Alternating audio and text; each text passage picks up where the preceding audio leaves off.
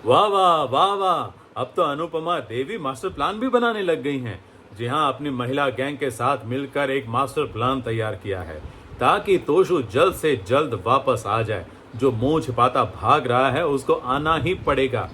लेकिन क्या अनुपमा के ये मास्टर प्लान कामयाब होगा? चलिए इसी पर चर्चा करते हैं आज के हमारे इस वीडियो में। नमस्कार, मैं हूं संदीप पंड्या और आप देख रहे हैं मेरा चैनल सीरियल और संदीप। आप सभी का स्वागत है। आगे बढ़ें उससे पहले हमेशा की तरह आप सबसे गुजारिश कि अभी तक आपने हमारे इस चैनल को सब्सक्राइब नहीं किया है तो please please please please subscribe कर दीजिए, बेल आइकन को दबा दीजिए ताकि आपको हमारे वीडियोस के नोटिफिकेशंस मिलते रहेंगे और आप सीरियल के मज़ेदार टर्न्स और ट्विस्ट के बारे में जानकारी हासिल करते रहेंगे। अनुपमा और साथ में स्पाइस एंड चटनी के जितने भी लोग थे, चाहे मालिक हो, स्टाफ मेंबर हो, सब मिलकर होली मना रहे थे। वहाँ शाज भी पहुंचे हुए थे। जी हाँ, अनुपमा है तो उसका परिवार तो होगा ही होगा। बापूजी भी थे, बाबी थी, काव्या भी थी, डिम्पी भी थी, बच्चे भी थे, वनराज भी था। बस किंजल नहीं थी क्योंकि किंजल को अपने ऑफिस का कुछ काम था, उसकी ऑनलाइन मीटिंग थी तो वो घर पर बैठकर मीटिंग अटेंड कर रही थी। लेकिन उसको आशंका हो रही थी कि उसके पीछे कोई है। इधर अनुपमा जब लोगों के साथ मिलकर होली का त्यौहार मना रही थी, पता नहीं क्यों वो कैसे भूल गई कि होली की प्रदक्षिणा क्लॉकवाइज होती है, एंटी क्लॉक नहीं होती है। तो सब ने उल्टी प्रदक्षिणा की। अब अमेरिका में उल्टा रिवाज है वो मुझे पता नहीं है, लेकिन मुझे देख के थोड़ा अजीब लगा कि अनुपमा जैसी ज्ञानी महिला की मौजूदगी में लोगों ने उल्टी प्रदक्षिणा क्यों की होली की। और सबने कामना की है। जी हाँ, सबने अपने अपने लिए प्रार्थना की है, लेकिन अनुपमा की प्रार्थना तो यूनिवर्सल है। She is universal mother. तो उसने पूरे यूनिवर्स के लिए प्रार्थना की है, अपने अनुज के लिए प्रार्थना की है, छोटी के लिए की है, श्रुति के लिए की है और बहुत सारे लोगों को सद्बुद्धि मिले ये भी प्रार्थना की है, खास करके वनराज को और तोशु को। लेकिन कब मिलेगी वो तो पता नहीं, लेकिन अनुपमा अकल ठिकाने लेकर आएगी जरूर। अब वो किंजल का इंतजार कर रही है, लेकिन किंजल तो नहीं आई। लेकिन वहां पर अनुज, श्रुति और आद्या भी पहुंच गए और आद्या ने जैसे ही शाह परिवार को देखा वो एक बार फिर बिदक गई।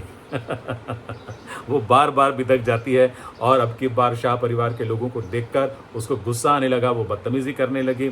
और तो और पाखी ने उसको देखा तो उसको समझ में आ गया कि अच्छा ये तो आद्या ही है जो मेरे से टकराई थी। तो फिर उसने भी वहाँ फिर से टकराना शुरू कर दिया, यानी कि लड़ना झगड़ना शुरू कर दिया। हालांकि अनुपमा ने दोनों को शांत किया, लेकिन वनराज कम नहीं है। उसने पहले तो अनुज को जाकर ताना मारा और फिर बाद में अनुपमा को भी जाकर ताना मारा कि तुम अकेली पड़ गई हो।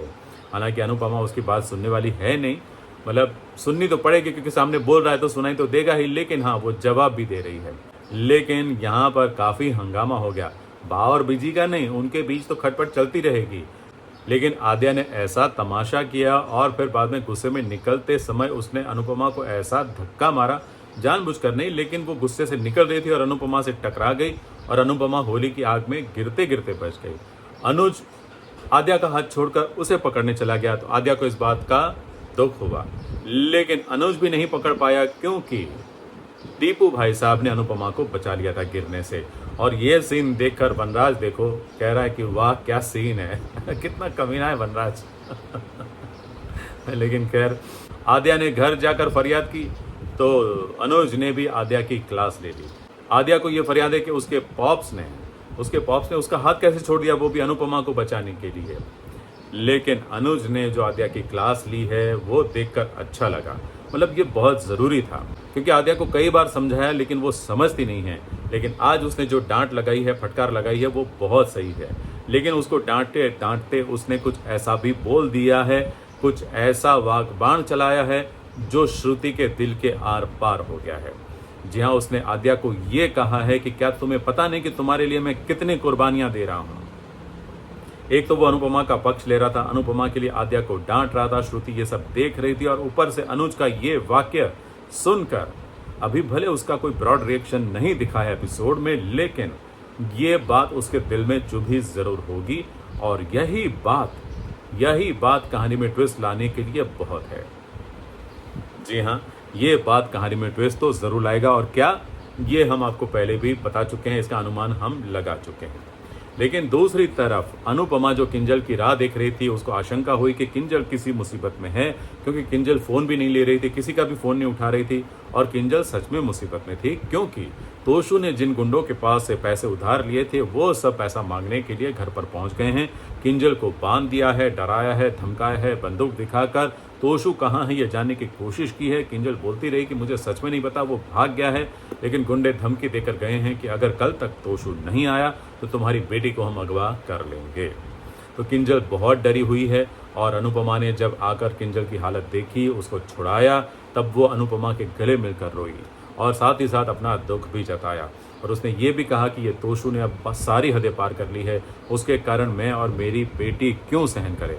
और अनुपमा ने भी कहा कि तोशु की गलतियों की सज़ा माँ, बहन, बेटी, बहू कोई भी हो, किसी को भी नहीं मिलनी चाहिए।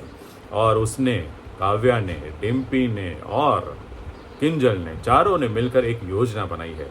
जी हाँ, गुपचुप बातें की हैं ताकि किसी को सुनाई ना दे। मतलब उन चारों ने जो बात की है वो लोगों को नहीं सुनाई दी है, लेकिन हाँ कोई मास्टर प्लान तो उन्होंने तैयार ज़रूर किया है। वनराज आएगा तो वनराज को भी आदेश दिया जाएगा। अनुपमा कहेगी कि तोशु अगर नहीं आया तो फिर उसके लिए मुसीबत खड़ी हो जाएगी, मैं सीधा पुलिस के पास चली जाऊंगी।